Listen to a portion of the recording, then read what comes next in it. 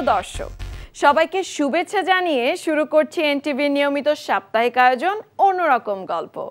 বরাবরের মতোই সাথে আছি আমি নুসরাত ইসলাম। রং লাগতে শুরু করেছে ট্রেনের বগিতে। ইতিমধ্যেই আপনারা হয়তো জেনে গেছেন, চট্টগ্রাম বিশ্ববিদ্যালয়ের শিক্ষার্থী বহন করা ট্রেনের বগিতে রং করা হচ্ছে।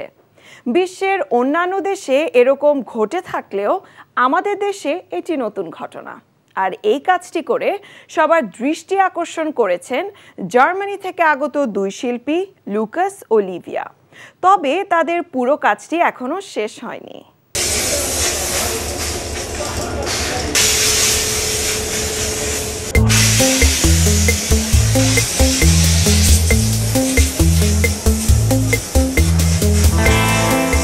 চট্টগ্রাম বিশ্ববিদ্যালয়ের শিক্ষার্থীদের বহনকারী শাটল ট্রেনের বগিগুলোতে নানা শিল্পকর্মের ছোঁয়া লাগতে শুরু করেছে।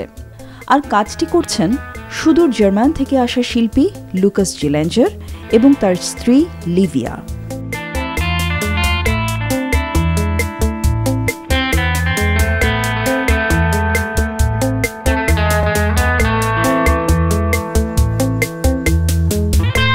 ইতোমধ্যে একটি ট্রেনের অধিকাংশ বগিতে রাঙানোর কাজ শেষ হয়েছে।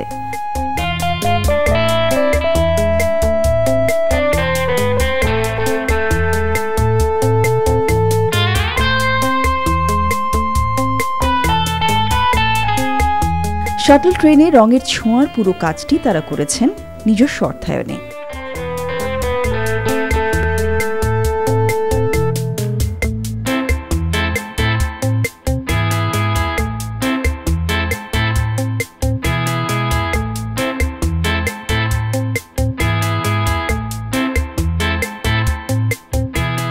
যেখানে স্থান পাচ্ছে চট্টগ্রাম রেলওয়ে স্টেশন, সংসদ ভবন, সিআরবি, সূর্যাস্তের দৃশ্য, সমুদ্র সহ বিভিন্ন প্রাকৃতিক দৃশ্যের শিল্পকর্ম।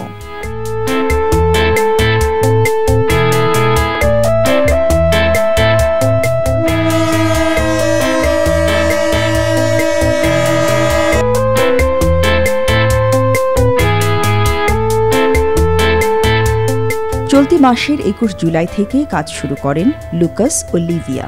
বৈরী আবহাওয়াতেও থেমে থাকেনি তাদের কাজ।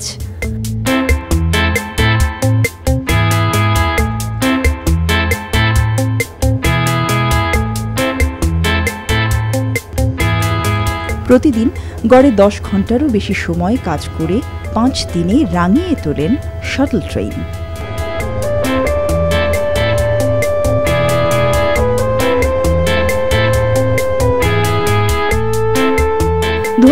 সালে প্রথমবার চট্টগ্রাম বিশ্ববিদ্যালয়ে আসেন লুকাস। পরিচয় হয় চবির নাট্যকলা বিভাগের শিক্ষকদের সাথে।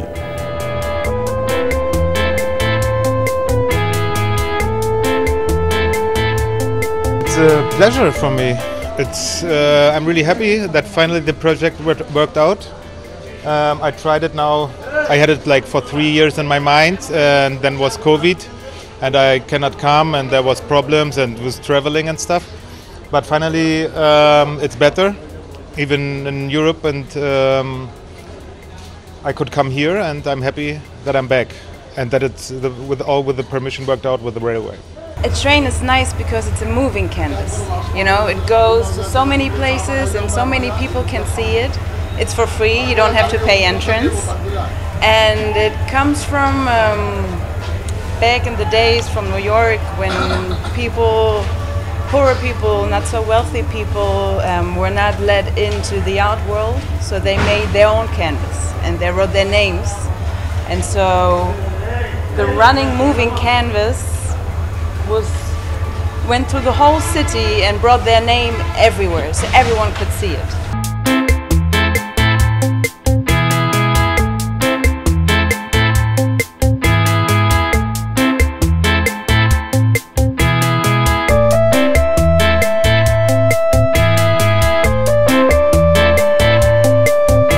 বিশ্ববিদ্যালয় প্রশাসন জানায় এই শিল্পী নিজের অর্থে এই শিল্পকর্ম করতে চেয়েছে, তার আমরা অনুমতি দিয়েছি।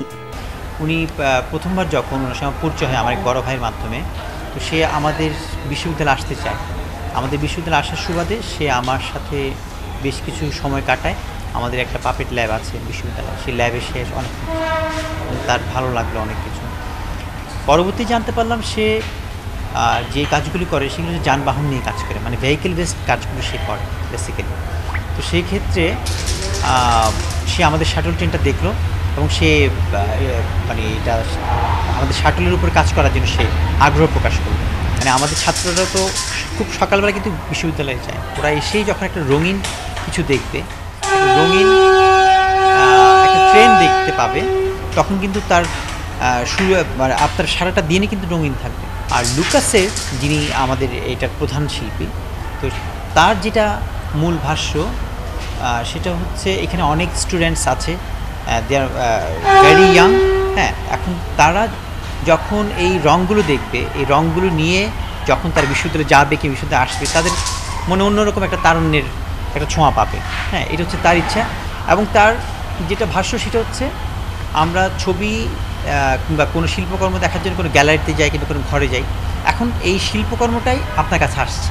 অর্থাৎ যে ভেহিকেলগুলো যে দিকে দিকে যাচ্ছে সেখানেই কিন্তু সমস্ত মানুষকে কিন্তু সে মানে এই ভালো লাগাটা মানে অনুভব করিয়ে করিয়ে কিন্তু সে ওই পথে যাচ্ছে।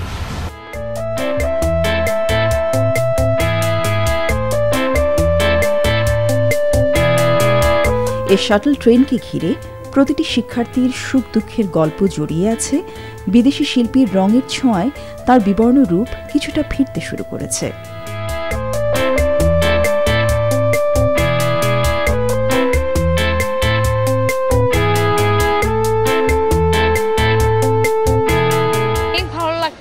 আগে আমাদের শাটলটা দেখতে একটু অন্যরকম ছিল, এখন সম্পূর্ণ পরিবর্তন, নতুন একটা জিনিস, নতুন রং, আমাদের দেখতে অনেক ভালো লাগতেছে। আমরা ছবি তোলার জন্য অনেকক্ষণ ধরে অপেক্ষা করতেছিলাম ট্রেনটা আসার জন্য। আমি মনে করি এটার মাধ্যমে আমাদের শাটলের যে পূর্ব বা অতীতের যে একটা প্রাণ ছিল এটা আবার ফিরে আসবে, এবং এটা অবশ্যই আমাদের যারা ছাত্র সমাজ আছে তাদেরকে এটা সঠিকভাবে মূল্যায়ন করে এগুলো ঠিকভাবে আমাদের এগুলো মূল্যায়ন করতে হবে। শাটলটা রক্ষা করা তো আমাদের নিজেরই দায়িত্ব, যাতে সবাই এগুলো থেকে মানে সুন্দর রাখতে পারে শাটলটাকে।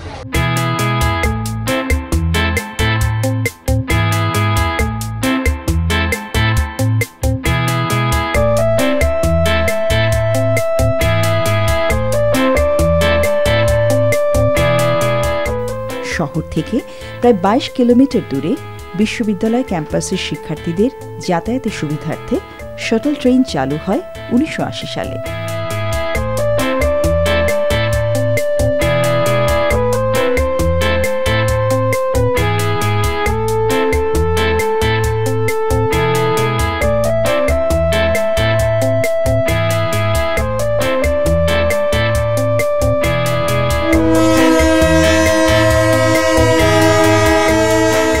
প্রতিদিন 7 জোড়া ট্রেনে প্রায় 12,000 শিক্ষার্থী যাতায়াত করেন।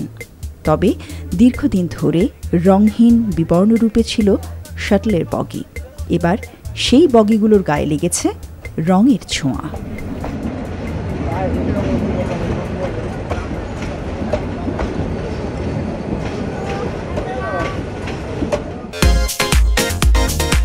বিচিত্র জগতে কত বিচিত্র মানুষের পেশা।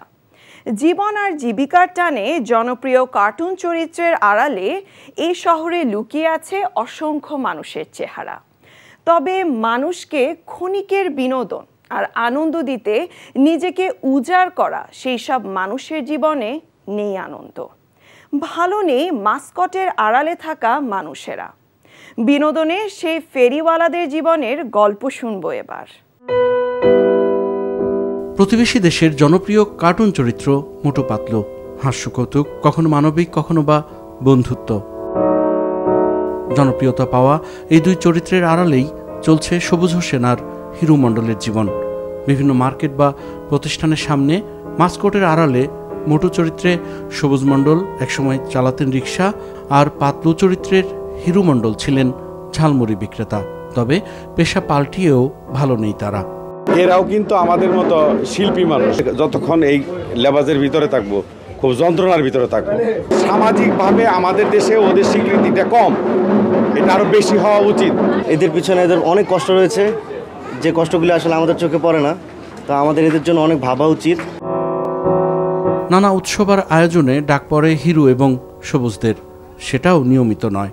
প্রচণ্ড গরমে দিনভর এমন অবয়বের আড়ালে থাকাটা যেমন কষ্টের, সেই তুলনায় পারিশ্রমিক নগণ্য। খুবই কষ্ট, এটা বেশিক্ষণ থাকা যায় না, গরম তাপটা বেশি নেই। আর এটা আমাকে পরিশ্রম অনেক, সপ্তাহে দুই দিন কাজ হয়, কোনো দিন হয় না। এই দিয়ে আমরা অনেক কষ্টে চলি ফলি। আমার দুটো, একটা মেয়ে একটা ছেলে লেখাপড়া করে, এই টাকাদের সংসারে আমি খুব কষ্ট করে বাচ্চাদের লালন পালন করি। কেবল যে মোটু আর পাতলু চরিত্র তা নয়, আয়োজনের ঢঙের সাথে মিলিয়ে এভাবে নানান অবয়বে নিজেদের আড়াল করেই নানা প্রতিকূলতা ঠেলে জীবিকা নির্বাহ করতে হয় তাদের। আনন্দের ফেরিওয়ালা এই মানুষদের নিরানন্দ জীবনের খবরই বা রাখে কজন? বায়োস্কোপ। একটা সময়ে এই বায়োস্কোপই ছিল গ্রাম বাংলার মানুষের সিনেমা হল।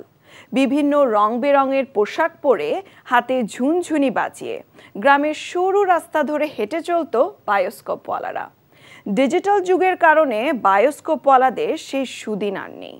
অনেকেই পেশা ছেড়ে চলে গেছেন। যে কজন বায়োস্কোপকে আশ্রয় করে এখনও জীবন জীবিকার সংগ্রামে নিয়োজিত, তারা খুব ভালো নেই। ঐতিহ্য আঁকড়ে থাকা সেই সব মানুষদের কথা জানবো এবার।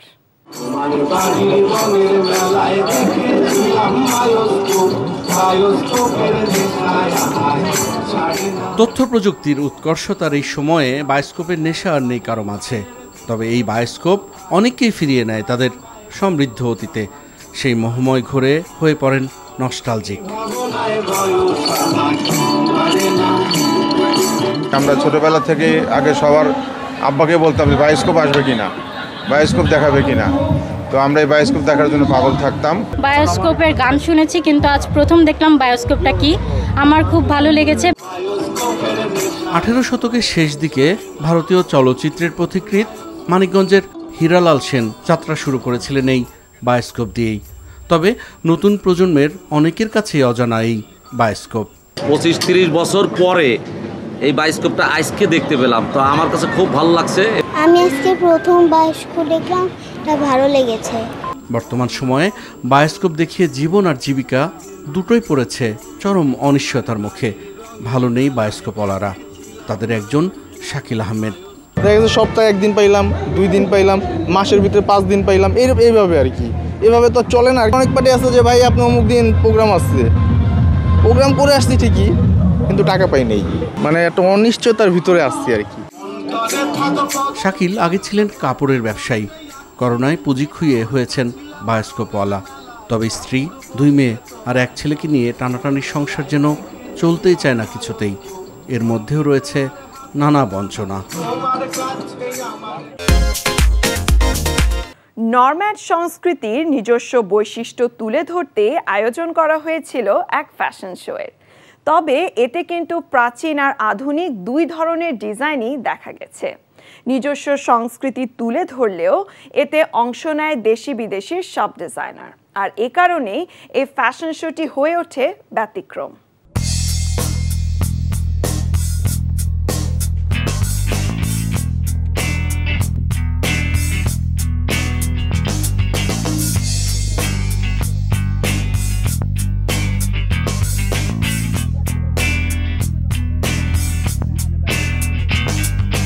রং বেরঙের পোশাকে কিরগিজস্তানের তিয়ানচিয়ান পাহাড়ে আয়োজন করা হয় ওয়ার্ল্ড নরম্যাড ফ্যাশন ফেস্টিভ্যাল। এই ফ্যাশন ফেস্টিভ্যালে নোম্যাডিক সংস্কৃতির প্রাচীন এবং আধুনিক ডিজাইন তুলে ধরা হয়।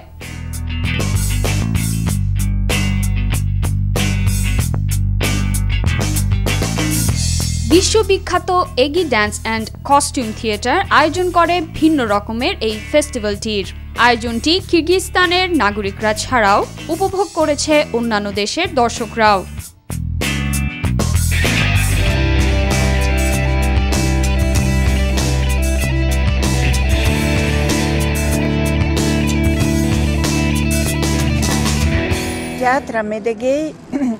এবছর এগি থিয়েটার ওয়ার্ল্ড নরম্যাড ফ্যাশন ফেস্টিভ্যালের আয়োজন করেছে। এই আয়োজনের মধ্য দিয়ে নোমাডিক সংস্কৃতি এবং তুভার ঐতিহ্যকে তুলে ধরার চেষ্টা করা হয়েছে।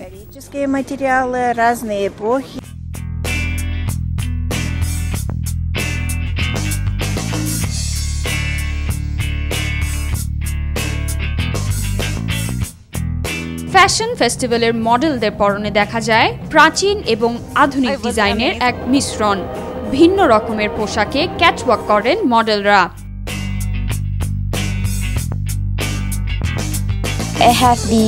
এই ফ্যাশন ফেস্টিভ্যালের মডেলদের পোশাকগুলোতে প্রাচীন এবং আধুনিক ডিজাইনের এক মিশ্রণ রয়েছে। আমি আমার ডিজাইনে বাটিক কাপড়ের ব্যবহার করেছি।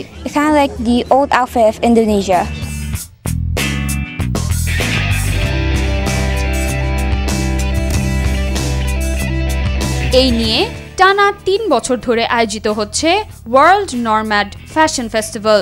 20টি দেশ থেকে নানা ডিজাইনার এবং মডেল অংশ নেন এই ফেস্টিভ্যালটিতে। ভিন্ন রকমের এই ফেস্টিভ্যালে 40 জন ডিজাইনার তাদের অবদান রাখেন। আয়োজনটি চলে জুলাইয়ের 21 থেকে 23 তারিখ পর্যন্ত।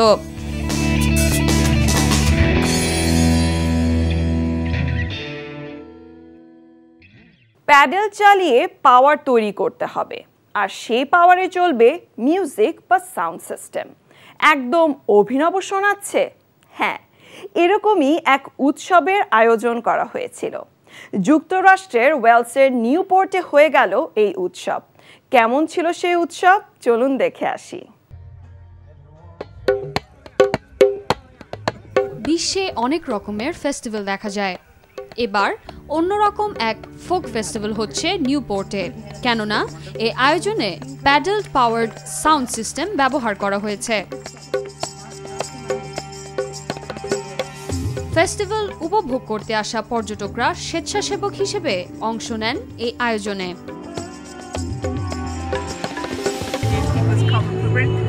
এই প্রথম এমন আয়োজন দেখছি, এখানে শিল্পীদের সাথে দর্শকরাও তাদের অবদান রাখতে পারছে।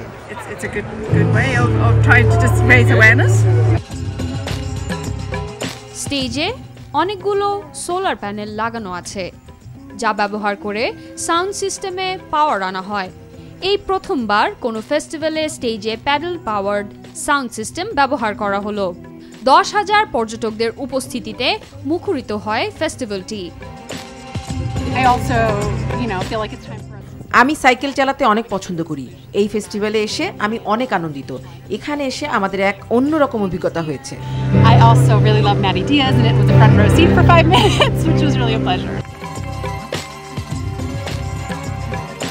স্বেচ্ছাসেবকরা এক একজন 20 মিনিট করে সাইক্লিং করে।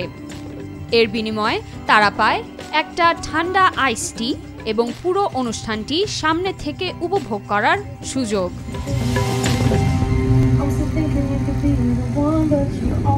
চলে এসেছি অনুষ্ঠানের একেবারে শেষ প্রান্তে। প্রতি সপ্তাহে দেশ বিদেশের বিস্ময়কর ও মজার সব খবর নিয়ে দেখা হবে আবারও।